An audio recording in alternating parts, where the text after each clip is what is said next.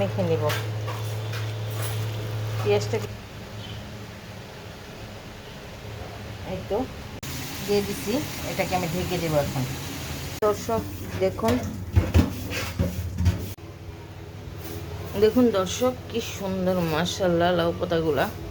আমার অনেকদিন যাবৎ লাউ শাক খাইতে ইচ্ছা করতেছিল, আনা হয় নাই। আজকে আমার শিউলি নিয়ে আসছে।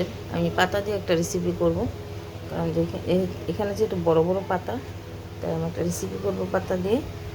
আর দেখি কি করা যায়। তো এই তো লাউ পাতাগুলা দিয়ে আমি আজকে বানাবো। আমার আগেও পেজে আছে, আজকে আমি এই খাবারটা আমার অনেক পছন্দ, তাই আমি আজকেও আবার অনেকগুলো মাছ রেডি করে নিয়েছি। আমি আজকেও মরিচ খোলাটা আবার বানাবো।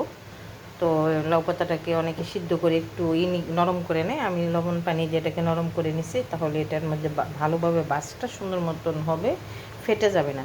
তো যাই হোক, লাউ পাতাটা ধুয়ে পরিষ্কার করে আমি লবণ পানি দিয়ে নরম করে নিছি। এখন আমি এটাকে প্রসেসিংয়ে যাব। তো মরিচ খোলার জন্য আমি কি কি মাছ নিয়েছি সেটাও দেখাবো। আসসালামু আলাইকুম, কেমন আছেন সবাই? আশা রাখছি আলহামদুলিল্লাহ আপনারা অনেক বেশি ভালো আছেন, আমিও আপনাদের অনেক ভালো আছি। মাছ খোলার জন্য আমি এখানে নিয়েছি, আমার ঘরে যা যা ছিল তাই নিয়েছি। তো এখানে ট্যাংরা মাছ নিয়েছি 7-8টা, তারপরে রুই মাছ ছোটো ছোটো করে কেটে নিয়েছি, তারপরে এখানে তেলাপিয়া মাছটা ছোটো ছোটো করে কেটে নিয়েছি, তারপরে যে মলমদি মাছ বলে বা আমরা মলা মাছটাই বলি। তারপরে যে এখানে কিছু বড় সাইজের চিংড়ি নিয়েছি। তো এগুলো আমি সব সুন্দর করে ধুয়ে পরিষ্কার করে নিয়েছি। তো এটাকে আমি এখন প্রসেসিং কীভাবে মরিচ খোলাটা করি সেটা শেয়ার করবো। আসলে এটা নোয়াখালীদের খুব বিখ্যাত জনপ্রিয় একটা খাবার, তো তারাই বেশি সুন্দর করে। আমরা জাস্ট একটু অনেক মজা হয় বা খেতেও ভালো লাগে, তাই এটা আর কি করে দেখাচ্ছি আমরা। তো মরিচ খোলাটার জন্য আমি প্রথমে পেঁয়াজ দিয়ে দিচ্ছি, যেহেতু এটা কাঁচামরিচ বেশি দিলাম, একটু লবণ পরিমাণ মতো, সব মশলা আদা রসুন হলুদ গুঁড়া জিরা গুঁড়া লাল মরিচ গুঁড়া একটু জিরা সব এখানে আমি আগে থেকেই মিক্সড করে নিয়েছিলাম। তো আরও দিয়ে দিচ্ছি তেলটা একটু বেশি দিতে হবে। তো আমি আগে পেঁয়াজটাকে একটু এভাবে মেখে নেব। পেঁয়াজটাকে এভাবে একটু মেখে নরম করে নিলে জিনিসটা সুন্দর হবে।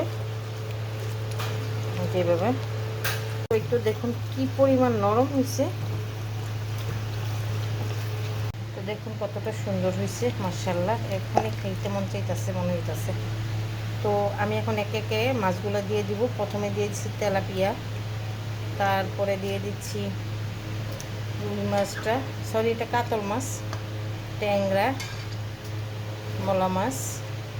এটা এত মজা হয় আসলে, এই কারণেই তারা এটাকে একটা নাম দিয়েছে মরিচ খোলা। তবে চিংড়িটা হলো মাস্ট, আমার কেন জানি মনে হয় চিংড়িটা দিতেই হবে। তারাও দেখছে চিংড়ি দেয়, তো তাদের কাছ থেকেই শেখা। তো এটাকে আমি সুন্দরভাবে তো মাখিয়ে নিচ্ছি, এটাকে আমি আলতোভাবে সুন্দর করে মাখিয়ে নিব। এই তো এখনই এত সুন্দর গ্রান বের হয়েছে।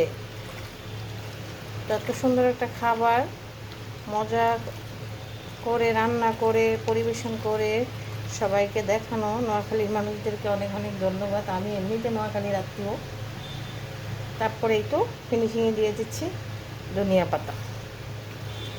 ও মাশাআল্লাহ সুবহানাল্লাহ, এত সুন্দর গান বেরিয়েছে, দেখতে কতটা লোভনীয় লাগছে বলেন তো দর্শক।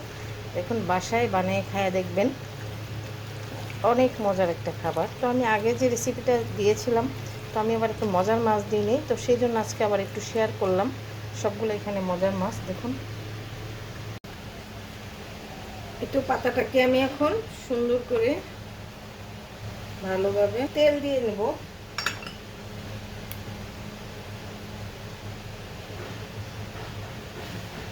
এই মাছগুলো আমি প্রায় 10 মিনিট মেরিনেট করে রাখছি। এখন এটাকে আমি এটার মধ্যে পানি কিছুই হবে না, এই যে 5-7-10 মিনিট রাখার পরে যে পানিটা উঠছে এটাতেই সিদ্ধ হয়ে যাবে। এই তো ছড়িয়ে ছড়িয়ে এই তো উপরে আরেকটা লাউ পাতাও আমি তেল দিয়ে নিয়েছিলাম। এই তো এইভাবে বেঁধে নিব। তো কীভাবে আমি তো এটার মধ্যে দিব, এটার মধ্যে একটু নিচে তেল দিয়ে নিছি, দিয়ে দিছি। এটাকে আমি ঢেকে দেবো এখন। এখন আমি এটাকে 5 মিনিট হাই হিটে রাখবো জালটা, তারপরে কমিয়ে দিব। মিনিট পরে আমি আসছি, এটার অবস্থাটা একটু দেখি কি অবস্থা। এই তো অনেক দর্শক দেখুন, এই তো হয়ে গেছে, উপরে তেল বেশি গেছে। এই তো দর্শক দেখেন, মাশাআল্লাহ মরিচ খোলা কমপ্লিট, একদম কতটা লোভনীয় মরিচ খোলা রান্না কমপ্লিট। দেখুন কতটা সুন্দর পোড়া পোড়া একেবারে হয়েছে। এই পাতাটাও খেয়ে ফেলা যায় বা খেয়ে ফেলবো। তো সবগুলা মাছ একদম পোড়া পোড়া ঝাল ঝাল, সে একটা নাম তো মরিচ খোলা, আসলেই মরিচ খোলা। দেখুন মরিচ, পেঁয়াজ, মাছ ভরপুর। তো রেসিপিটা কেমন লাগলো অবশ্যই লাইক কমেন্ট করে জানাবেন, ভালো লাগলে একটু শেয়ার করে দিবেন। আর সবাই ভালো থাকবেন। আল্লাহ হাফেজ, আসসালামু আলাইকুম।